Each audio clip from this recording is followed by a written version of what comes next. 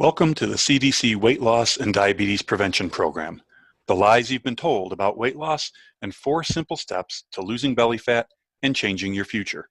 For those of you that don't know me, I'm Bob Mihalov, founder of Trinity Health Coaching, where we help people who struggle to lose belly fat to achieve breakthroughs and permanently reach their weight loss goals.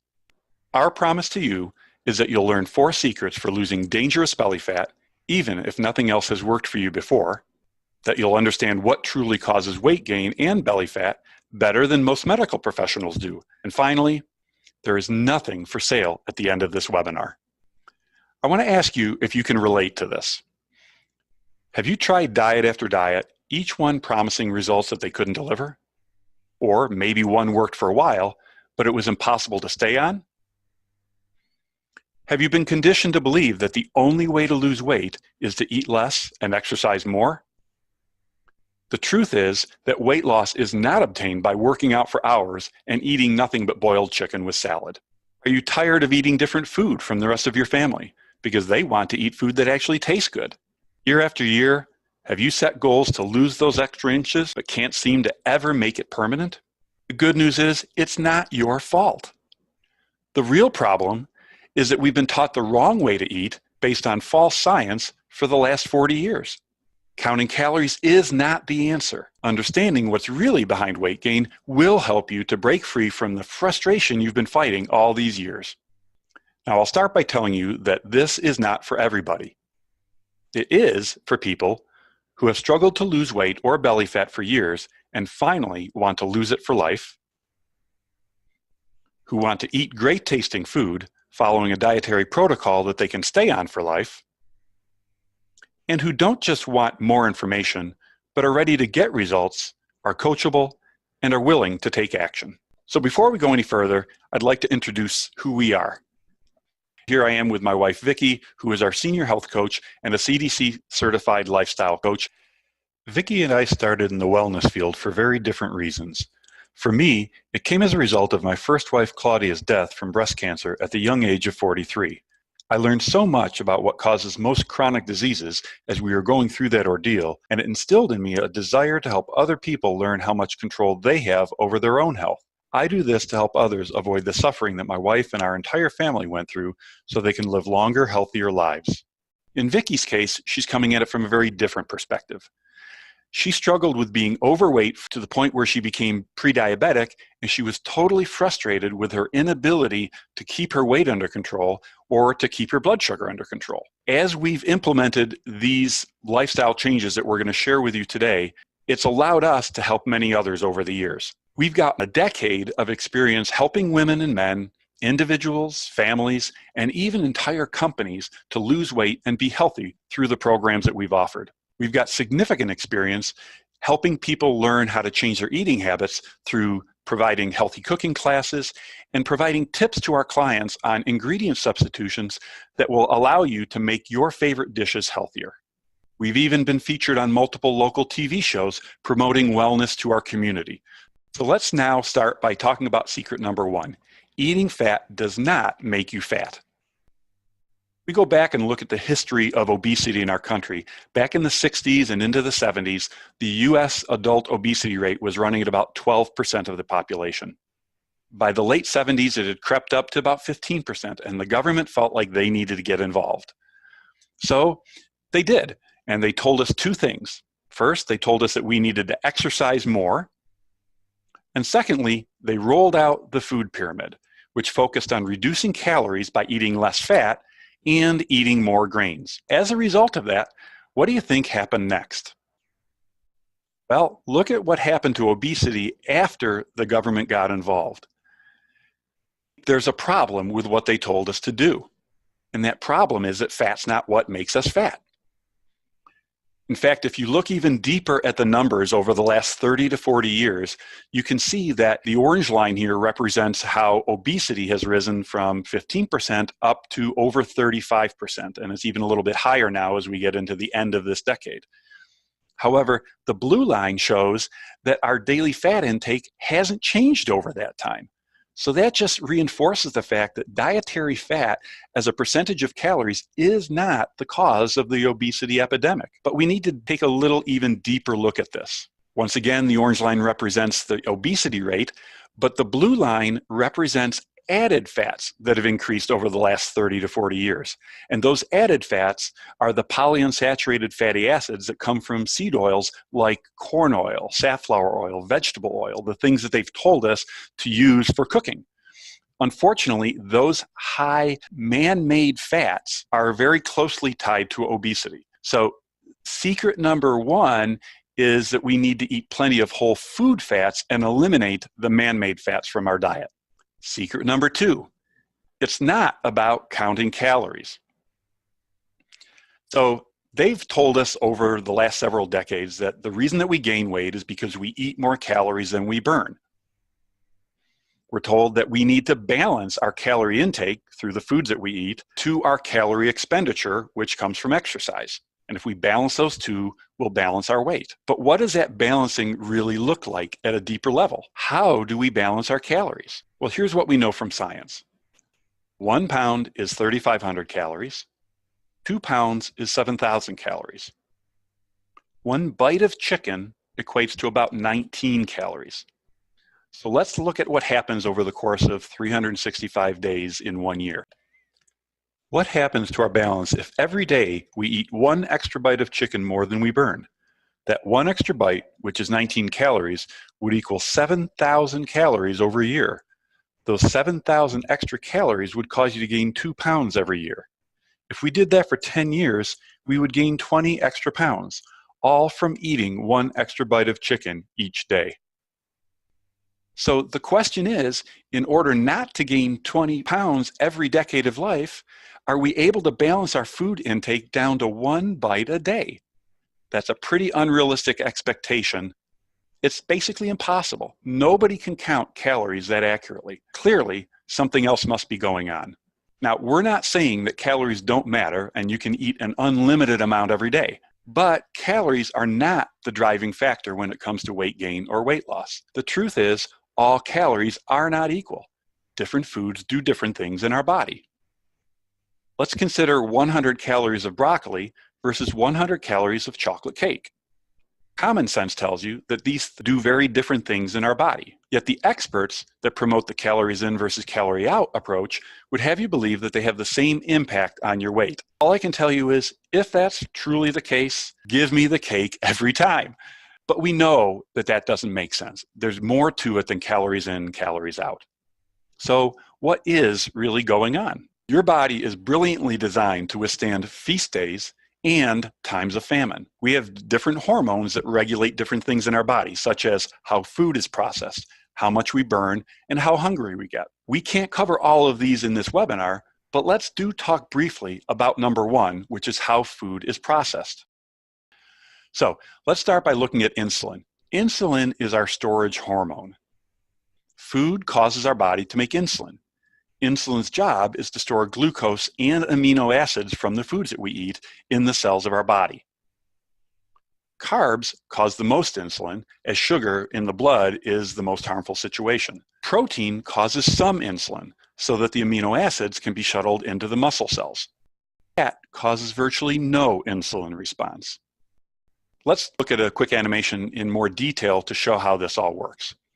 So this represents a cell, and in this particular example, we're talking about how glucose is transported into the cells to be used for energy. Insulin's job is to open up the glucose channel to allow that glucose to be transported into the cells for energy use.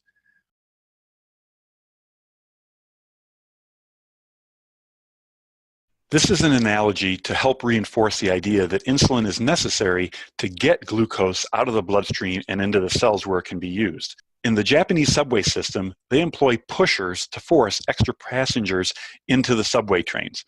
So just as the pushers are forcing people into the trains, insulin acts to force the sugar out of the bloodstream and into the muscle or the fat cells.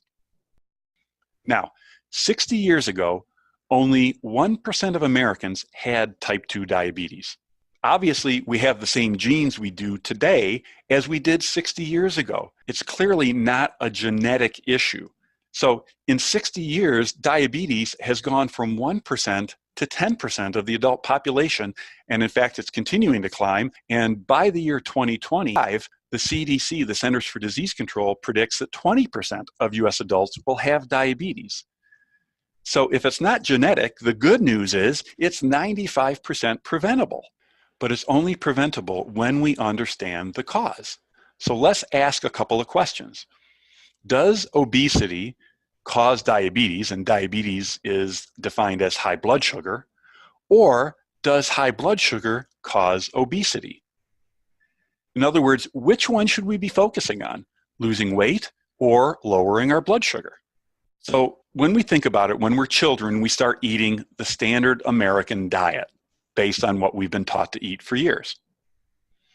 We eat that standard American diet for decades, and during this time frame, during this initial couple of decades, our insulin receptors are functioning properly.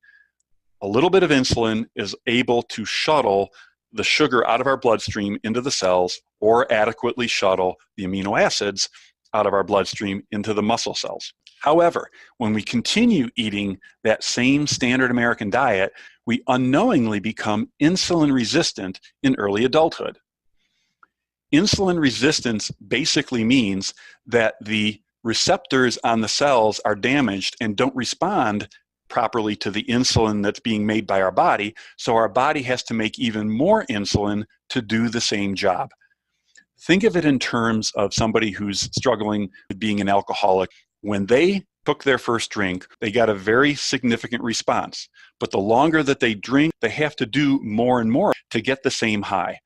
It's the same thing here. The more insulin resistant we become because of our lifestyle, the more insulin our body has to make to do the job of getting the sugars and the amino acids out of the bloodstream. When this continues on for a longer period of time, we become an undiagnosed prediabetic. Now, I say undiagnosed because 90% of prediabetics don't know that they're prediabetic. Why do we care whether we're an undiagnosed prediabetic? Well, prediabetes has a pretty significant impact on our bodies. When we're prediabetic, there's damage already occurring in our bodies because of elevated blood sugar. And this damage can occur to our heart, to our liver, to our eyes, to our kidneys, and even to our brain. In fact, the Alzheimer's Association has even referred now to Alzheimer's as type 3 diabetes. Now, if we don't deal with things when we're pre-diabetic, it can actually progress onto being diabetes. And that's really when the problems start becoming more significant with our health. But unfortunately, all of this cycle continues, and we pass this lifestyle and the standard American diet onto the next generation, and it just continues to propagate the problem. So what are the complications associated with diabetes? Everything from amputations of toes, fingers, feet, hands, to heart disease, to blindness, stroke, and kidney failure. All of these are very significant, to the point where every day 120 diabetics go into kidney failure, 55 go blind, and 230 have a limb amputated. These are national numbers every single day. Beyond that, it makes it extremely difficult to lose weight due to elevated insulin and medications that we take for diabetes. So, if we think about what we just shared, which is really going on? Does obesity cause diabetes, or does high blood sugar cause obesity? The truth is that high blood sugar is what causes obesity. So to lose weight, you must fully understand this concept. To help you understand it even further, let's go back to 1920 to learn more. The picture on the left is of a young girl about 5 years old who was born as a type 1 diabetic. Now, type 1 diabetics, their bodies are unable to make insulin. So this was before man-made insulin was invented, the picture on the left. So without insulin, you can see that she is literally skin and bones. She's got no muscle, she's got no body fat. She was being fed countless calories every day by her parents, trying to get her to put on weight, but no matter how much she ate, she was not able to store fat or store muscle. However, fortunately for her, they invented insulin, and so about 5 months after she started injecting man-made insulin, you can see the picture on the right where now she looks like a normal, healthy young girl. She's got some muscle, she's got body fat. And so the difference of having insulin versus not having insulin reinforces the fact that insulin is the master storage hormone. So without it, we can't survive. That's why type 1 diabetics need to take insulin injections. But there's a dark side to insulin. So let's take a look at what happens if there's too much insulin in our system. When we're young and when we're healthy and we have normal insulin levels, our waist is going to be significantly less than half our height. However, as a result of the standard American diet and the elevated insulin that results, becoming insulin resistant in many cases, now by the time we're a teenager, our waist could now be a little bit more than half of our height. And as things continue and insulin gets to dangerous levels, by early to mid-20s, the waist can be now much more than half of our height. We recommend that everyone perform a simple string test to determine if their waist is less than half their height. The reason is that this test has been shown in medical research to detect a patient's risk for fatty liver disease, stroke, Alzheimer's, insulin resistance, prediabetes, diabetes, and 13 of the fastest growing cancers. And it's simple to do, as the video that you'll see shortly will show you, but it's important that everybody does it, regardless of your BMI and your weight, because the studies have shown is that 25% of the people that are at a healthy BMI and weight still fail the string test.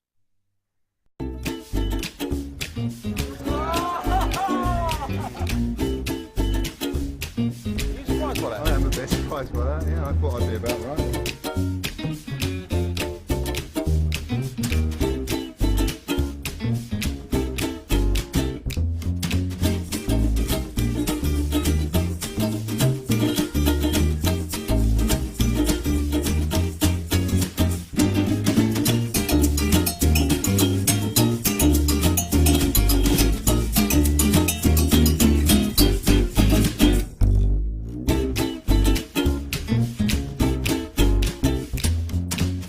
So if you take the test and fail, don't despair. Losing just 5% of your body weight can cut your visceral fat drastically. Okay, well... And all you need to keep tabs on your progress is a simple piece of string. You can get 2 of you in there. So you're probably wondering, why hasn't my doctor told me about the things that you've been sharing in this webinar? Well, here's the reality that most people face when they go to their regular family practitioners. You go in complaining that you're not able to lose weight. The doctor's response is that your blood sugar and your blood tests all look fine. And they give you the instruction to eat less and exercise more.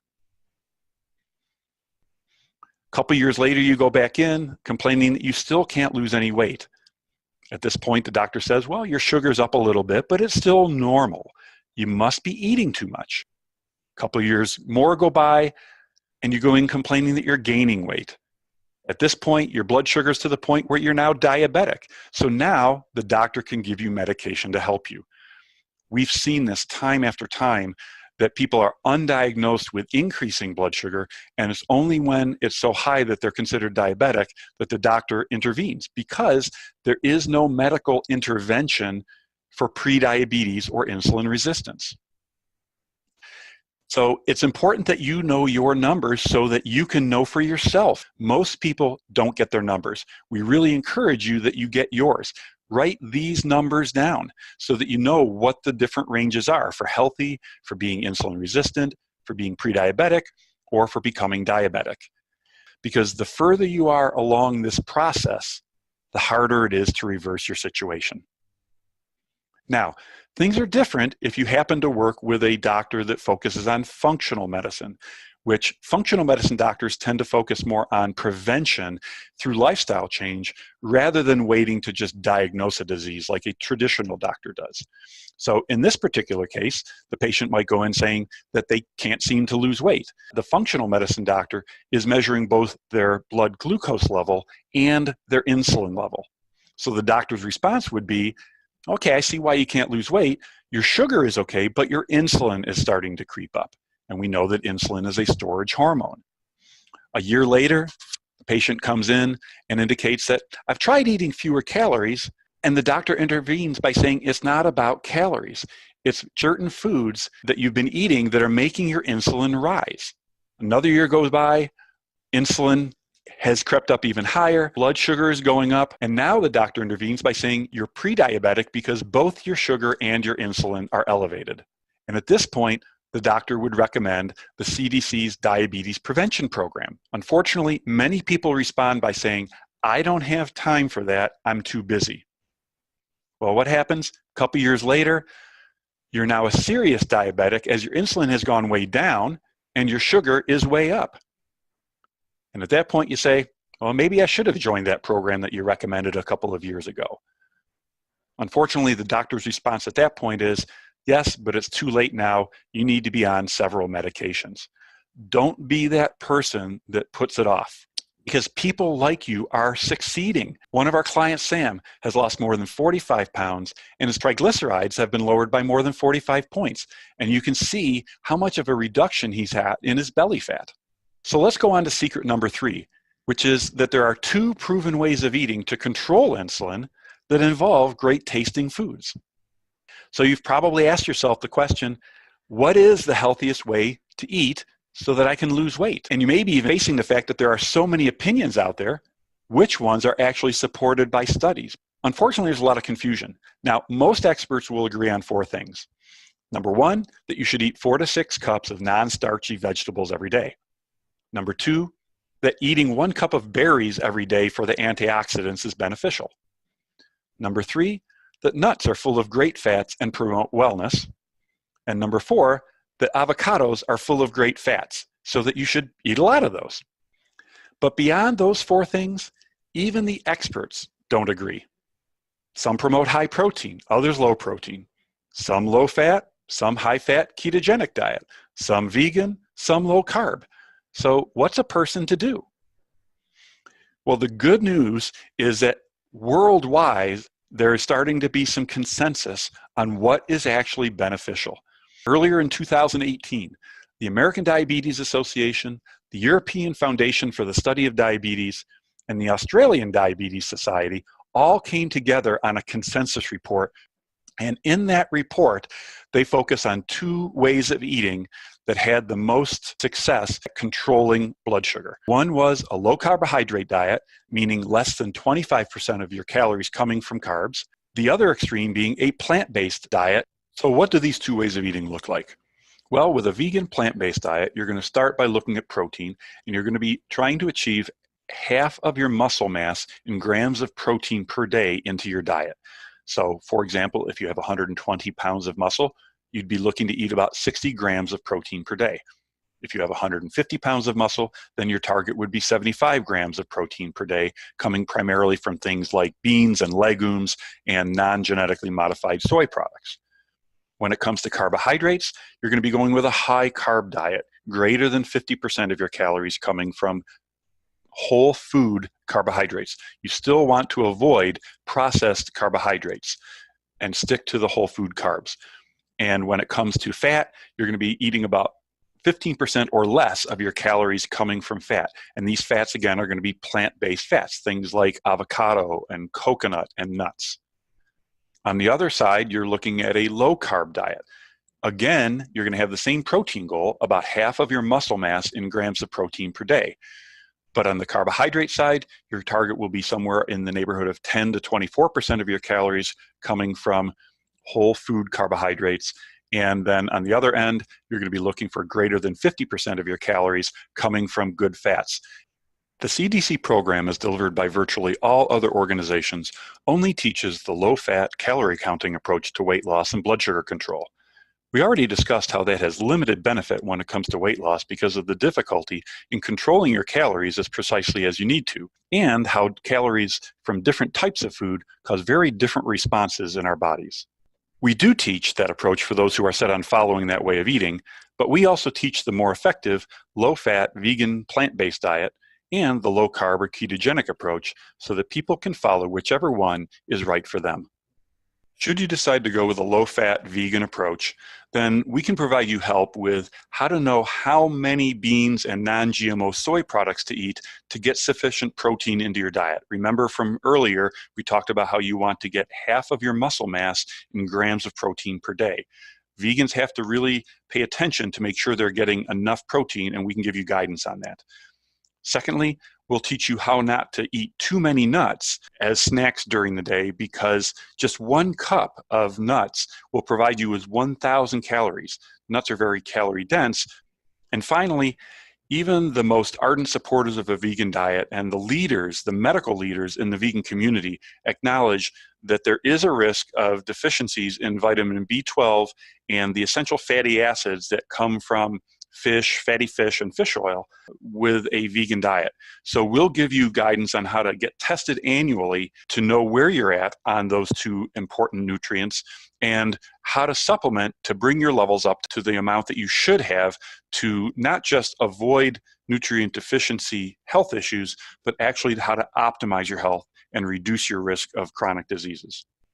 Now, with a low-carb ketogenic diet, it's often easier to stick to this for the long term as opposed to a low-fat vegan approach, but only if you get some help in doing it right. We teach our clients these 5 important tricks to a successful low-carb diet. Number 1, knowing how low carb to go. We help our clients determine if they would be best served by a low carbohydrate meal plan with carbs consisting of around 20% of calories, or if they would be better on a nutritional ketosis plan, eating 5 to 15% of calories from carbs. Number 2, know the meat portion size for your body. While vegans can have difficulty getting enough protein, the opposite is often the case on a low-carb diet. It can slow weight loss if you eat too much meat. Knowing the right amount for your body and your muscle mass is important. Number 3, we provide lots of recipes to make sure our clients have enough variety in their meals so as not to get bored. And these recipes taste amazing. One of my favorite things to do is experiment with unhealthy recipes and figure out what substitutions I can make to keep the great flavor but significantly lower the insulin response. Think about it. Green chili chicken enchilada casserole, chicken nuggets, pecan pie, hash browns, all with the same great taste you're used to and perfectly acceptable for a low-carb diet. 4, we'll provide restaurant ordering tips. Eating out is easy if you know what to ask for. We even provide our clients with live videos of us ordering in restaurants to show you how easy it's done. And number 5, we'll discuss cheese and nuts and how they can run you into excessive calories. While calories are not the main thing, they do play a role. For best results, you want to eat enough calories so as not to slow your metabolism. But it's also important not to exceed your daily calorie need by hundreds of calories, eating too many foods that are very calorie dense. David and Lourdes, another couple that we've worked with over the years, they've lost over 50 pounds combined. Look at the difference between their pictures on the left and their pictures on the right. And the great thing is they've got young kids who are under the age of 10 who love eating the way that they eat, the way that David and Lourdes implemented for their own health. They've passed on to their children, and their children are growing up with that being the natural way for them to eat instead of eating the standard American diet. Another of our clients, Doug, after 7 months on the program, has lost 35 pounds. His blood work has gone from, oh my gosh, I'm dying, to my doctor says I'm no longer at risk of chronic health issues. And look at his body. Look at the transformation that's occurred in his body. His face is thinner. His waist is drastically thinner. Secret number 4 is to optimize your success by working with a great coach. Now, we know that behind every great success is a coach, whether we're talking about athletics or the arts like music or theater, but even also when we get into weight loss programs, the biggest loser that everybody likes to follow on TV, they all have coaches, and the ones that have the best success in any of these endeavors always have a great coach behind them. A great coach will do several things. First, they're going to guide you step by step through the activities and the information you need to learn to have success with your new lifestyle. Secondly, they walk the talk. They're not just telling you to do something that they've read, they're actually having you do the things that they've already done themselves and demonstrated that they know how to do and have others have success with. Third, they provide accountability and support as you're going through your lifestyle change. Now, this is holding you accountable for the things that you said you want to do, and then providing you with the resources and the tools you need to be successful. And finally, they're going to instill a new belief in yourself, and in the process, they're going to raise your standard. They're going to raise the bar that you think you can reach in making change. While we're going through this, we're going to help you learn what to eat to follow your chosen path. And the reason is that there's so many tips and tricks that you need to learn from a coach to have success. It's not as easy as you might think. One of the tricks you're going to learn is which foods cause a spike in the fat-storing hormone insulin and which have little or no effect. And it's really important to understand that because there's going to be some foods that you're never going to want to eat because of how much of an impact they'll have. Some that you'll eat but very rarely. Others you can enjoy maybe 1 to 3 times a week. Even more that you're going to really feel okay about eating on a regular basis. And there's finally going to be a group of foods that you can eat as much as you want of. But without a coach to help guide you through, you're not going to understand which foods fall into which categories.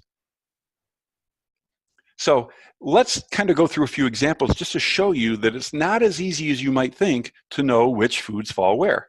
So let's start with Frosted Flakes and Corn Flakes. If you asked a variety of people which of these 2 breakfast cereals they thought were healthier, most people would probably pick Corn Flakes because Frosted Flakes have the sugar frosting on them. But the reality is that Corn Flakes actually cause a greater insulin response. You'd mistakenly pick Corn Flakes when they're off the chart high on the insulin index. Okay, let's try another one.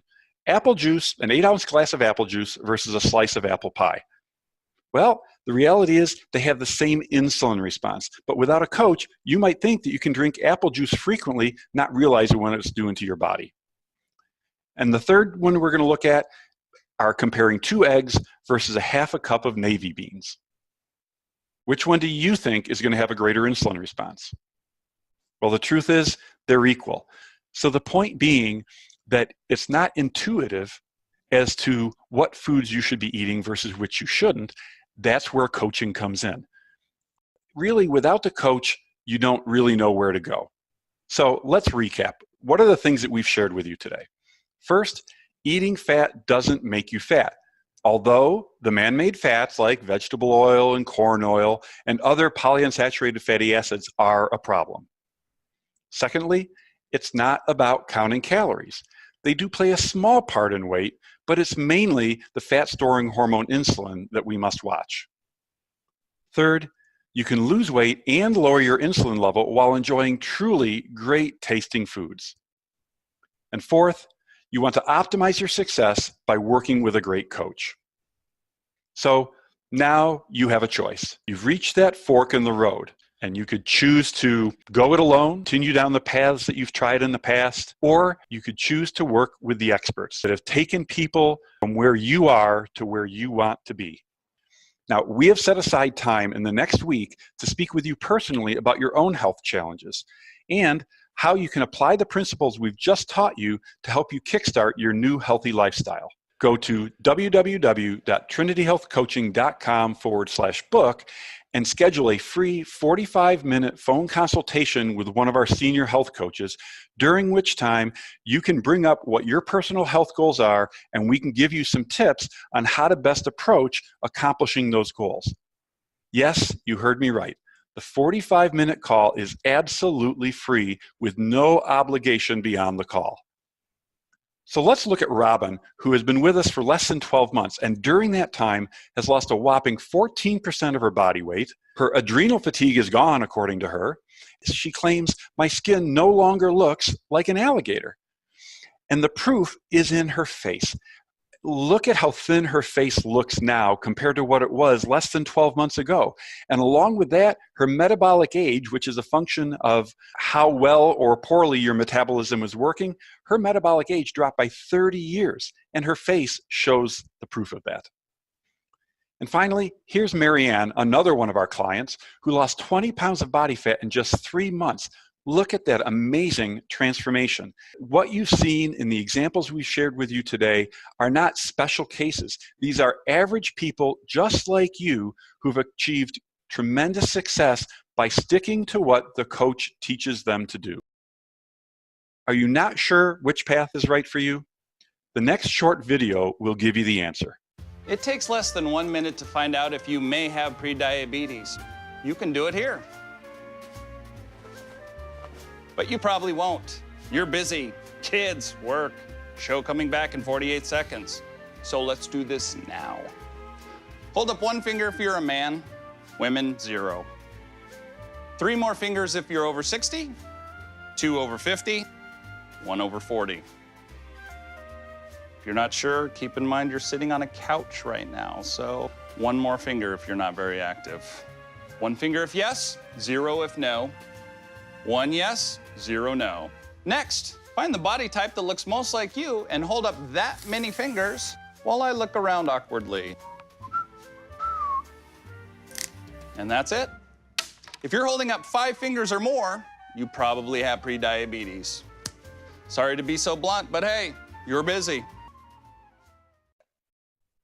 You qualify for us to help you if the string test showed your waist was larger than half your height, or you scored 5 fingers or more on the previous video, or you had gestational diabetes during a pregnancy. My passion is my family.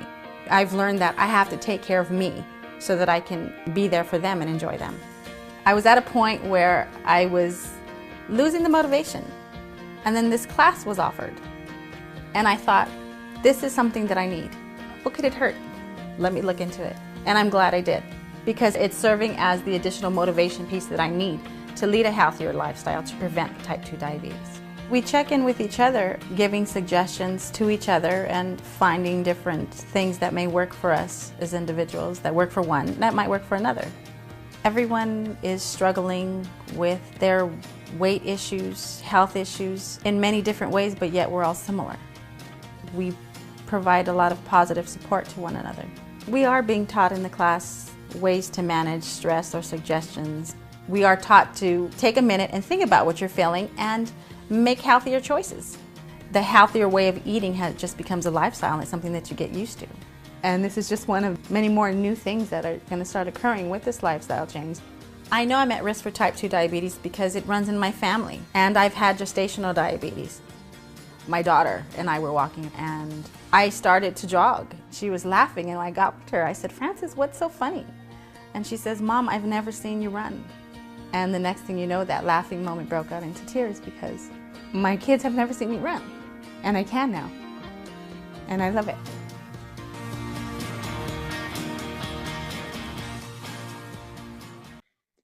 So let's talk about what the program actually is comprised of.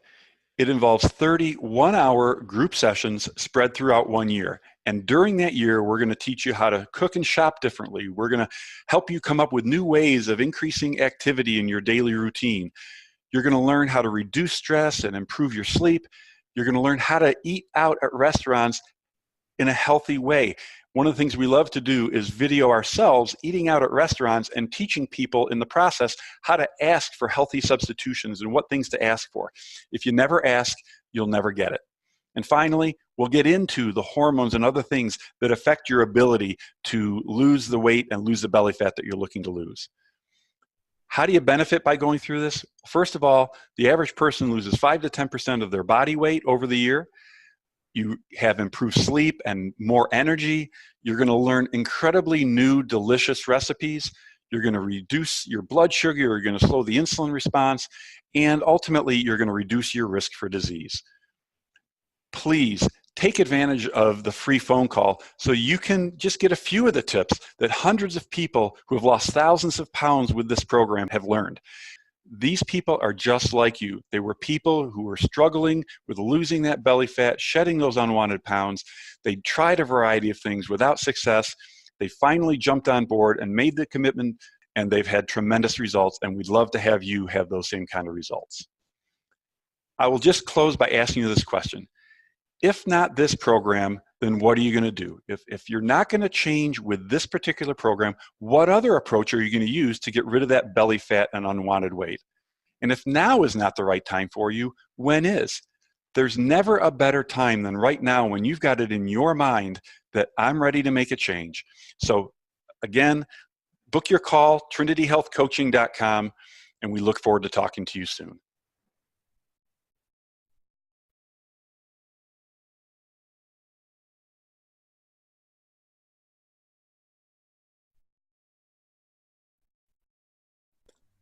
The educational information provided in this seminar is intended to be general in nature and is not a substitute for professional medical advice. The options offered are not a replacement for professional medical judgment. Individual medical advice should be obtained.